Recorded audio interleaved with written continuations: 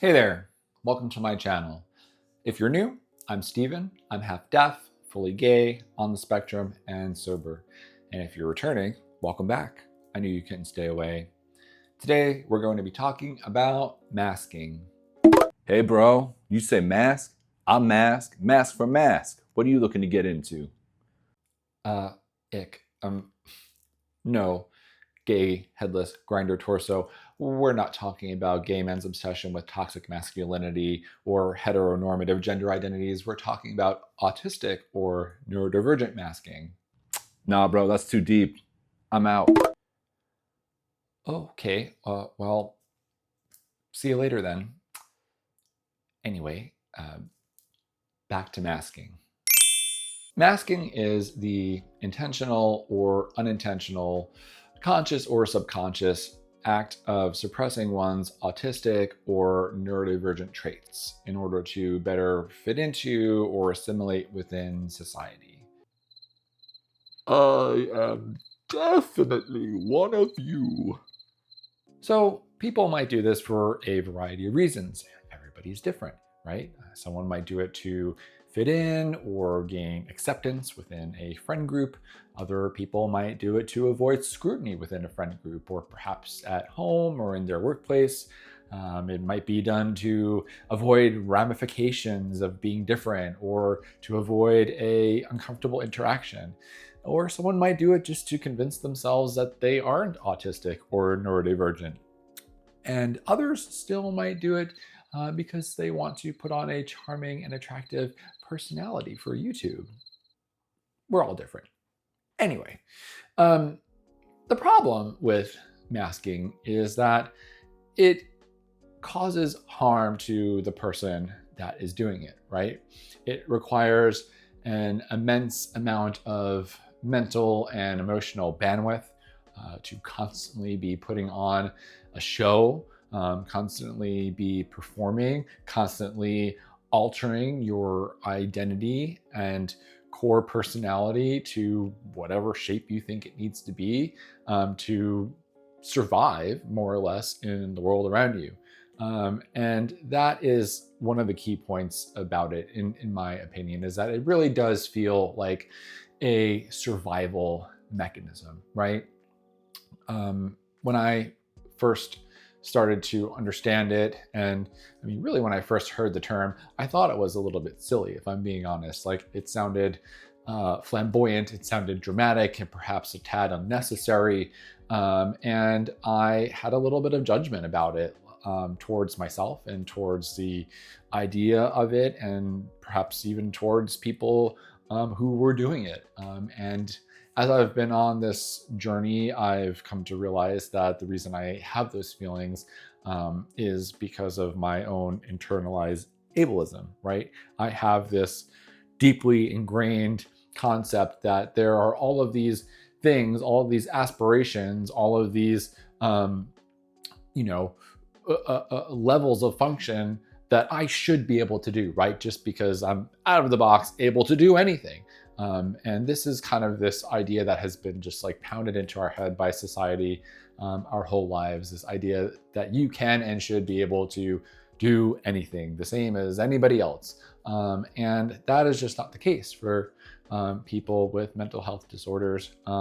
And as I've come to like absorb this and accept this into my life, I've had to humble myself and realize that I can't do everything the way that I think that I should be able to do, or that I want to be able to do it, or even that I have been doing it, right? Because part of masking and part of this forced way of living is that I and other people who are on the spectrum and have neurodivergencies of different varieties, like, we push ourselves to achieve this level of acceptable function.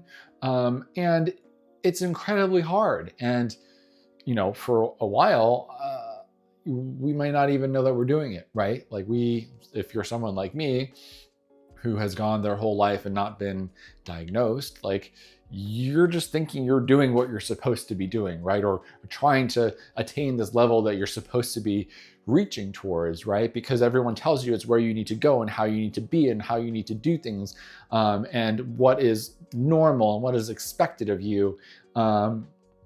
And sometimes it's just impossible. It's so hard to be those things or achieve those goals or reach those levels that are kind of put upon you. And so we fall into this pattern of masking, right? It's like an extreme version of fake it till you make it, except that we never fucking make it, right? We're always just faking it and then dragging ourselves through the muck and deconstructing our personalities and our identities to the point where we're just so damaged beyond repair and so lost that we don't know who we are, other than this amalgamation of other things and other people and other ideas that we think that we need to be, and we're just like we're just dead inside. At least that's how I felt. Like I felt just so empty and so inauthentic, because all I was just this series of masks that I put on that I felt like I needed to perform for people to gain their acceptance, to fit into society, right? That was my goal, right? To appear as if I was one of you. I was normal, that I was functioning at the same level that you were, that I was keeping up with the pace that you were setting, when in reality, I was so far removed from all of that. And the amount of work, the amount of suffering, and the amount of pain that went into keeping up that appearance was crushing. And it now that I realize it, and now that I'm starting to be on the other side of it, I can try to make adjustments and make accommodations so that I don't live my life that way, and I can show up as a more authentic version of myself. And in a lot of ways, I'm getting to know who that authentic version of myself is, because I have lost myself somewhere along the way a long time ago, right? And so I'm making attempts to remedy those situations that I've found myself in. I'm making attempts to unmask or not mask at all in certain situations, right? But there's still, challenges that happen every day. Like, it's how I've lived my life for near 40 years, right? So it's not something that can be undone all at once. I have to first identify what those things are, and in the ways that I do that, and the ways that I pull myself back, or the ways that I hide myself. And some of them, I feel so strongly they just come right off the cuff, but others are, more nuanced and subtle, and they might be a little piece of something. Like part of it is acceptable, but another part is not, right? For example, making eye contact, right? Like that is one very common way that autistic and neurodivergent people mask, is they force eye contact. For a lot of us, myself included, eye contact is not very comfortable. I don't like making eye contact with people. I don't like making unexpected or non-consensual eye contact. Like if I'm walking somewhere and someone catches my eye, like that's very distracting for me. And it feels like physically awful to me sometimes. Like, don't get me wrong, I will look somebody in the eyes if I want to, but a lot of times I don't want to. And a lot of times it's not even beneficial for myself or the other person in the interaction for me to look at them in the eyes, because I do better at processing the information when I'm not glaring into somebody's face. I find it really overwhelming and overpowering to look at somebody in their eyes all the time. When I look into your eyes, I feel like I'm looking into your soul, and I can see everything about you. And I start to turn on this hyper detail focused analytical brain, where I start peering in there and peeling back the layers of you and trying to unpack your entire human existence. And that happens in an instant, and it is so incredibly overwhelming, and I feel it like so deeply.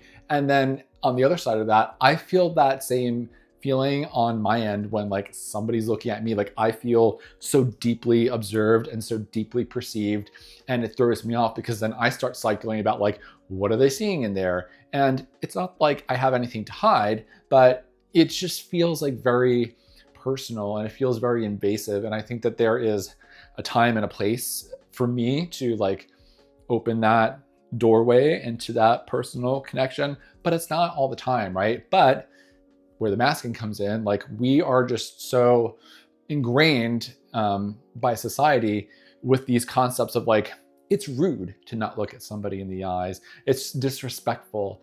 It's a sign of weakness to look away from somebody when they're talking to you, right? And we have all these ideas that are just like crammed into our head and programmed into us. We feel like we have no choice, right? Because I don't want to be rude necessarily. I don't want to appear weak. I don't want to feel weak. I want to, gel with the society at large, right? Like, and when you're somebody who has had a lifetime of negative reactions and experiences to you just showing up as yourself authentically, you adapt yourself to showing up in ways that you think that people want you to show up to avoid that trauma. You know what I mean? So like I will force myself to look at somebody, even though it's uncomfortable, even though I don't want to, because I think that that's what they want me to do, or I know that's what we're programmed to do. So I just do it, and it sucks and it hurts and I don't want to do it. So, using that as an example, that's something that I'm trying to move through and give myself permission to not do when I don't want to. Like I'm perfectly fine looking at the floor or like looking past somebody or whatever. And I'm trying to like get more comfortable with it and not be so hard on myself, right? Because like that's another piece of this is that there's the thing that is difficult and then there's the trauma of doing it. But then there's like the secondary trauma of you being hard on yourself and judging yourself. Like I would think to myself, like, you are rude. You are a weak person. You're not looking at that person. What are you afraid? What are you this? What are you that? Like all this negative self-talk would just like seep into my head over just the simple act of looking at somebody, which happens like hundreds of times a day, right? So like compound that over like 40 years of life. It's a lot. And that's just one thing, right? And we deal with everything, all of the things, right? So it's heavy and it's hard and we don't know what to do a lot of the times. And that's why it really feels like a survival instinct. Like we feel like we need to do it to just get by from situation to situation, from person to person, from day to day, right? And I will hear people say, well, hey, doesn't everybody mask? We all kind of like mask, right? And I think like when they're saying that and trying to relate, they're more thinking along the lines of like, we all put on different hats, right?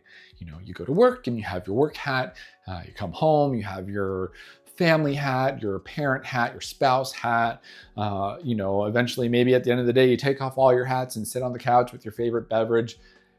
That's not the same, right? Because wearing those different hats, even though some might be like more enjoyable than others, there isn't this heavy cost that goes along with wearing hats like it does with masking, right? You're not like dismantling your entire identity when you put your work hat on, right? You might be like gating some of your personality traits, but you're not like changing who you are at the core to just get by at work. Maybe you're not making the gross jokes, but it's, you know what I mean? Like this process of masking is detrimental to the person. It's so much to unpack, and I want to share more about it with you. I want to learn more about it for myself. But I wanted to just kind of like get that dialogue going here a little bit today. my hope is that other people who are on the spectrum or neurodivergent in another way that deal with masking, I hope that you guys see that you're not alone in feeling the weight of it. It is so heavy, right? And it is so sad and so deeply tragic that we live in a society and a culture that isn't designed for us and isn't designed to support us. And people don't even really think or care to support us. Everybody is just so busy doing their own thing and just thinking that everybody is on the same level as them when they're just not. And there's nothing wrong with not being able to reach the same milestones that other people can do. Like, we all should be able to live within the space that is appropriate for us, that feels good for us. Like, we should not have to be forcing ourselves to be something that we're not, or like bending ourselves and contorting ourselves so far out of any kind of distinction to accommodate the ideas and thoughts and feelings of people that don't share our wiring. Like, we are wired different, and that is not good. It's not bad. It's indifferent and is fine. Like, in a lot of ways, it's beautiful, right? There's a lot of really amazing things about being neurodivergent and being wired in an autistic way. Like, we have these great joys and great sensory experiences, and we notice so many beautiful details in life. And it also comes with some challenges, and like, we should not have to pretend that those challenges don't exist to make it easier for neurotypical people to be around us, right? They should be meeting us where we are.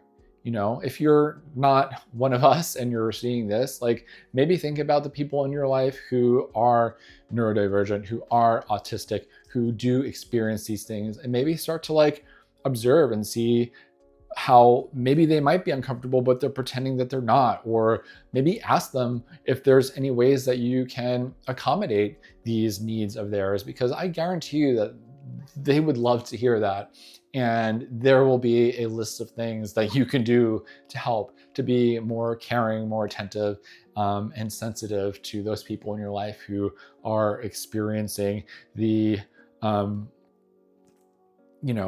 day-to-day struggle of trying to live authentically, but also interface with a world that isn't designed for or accepting of them. So that's all I have to say about that for now. As always, I am not a mental health professional. I hold no degrees on the subject, so everything that I say here is just my personal experience, and my hope is that you hear something from my story that resonates and helps you on your journey.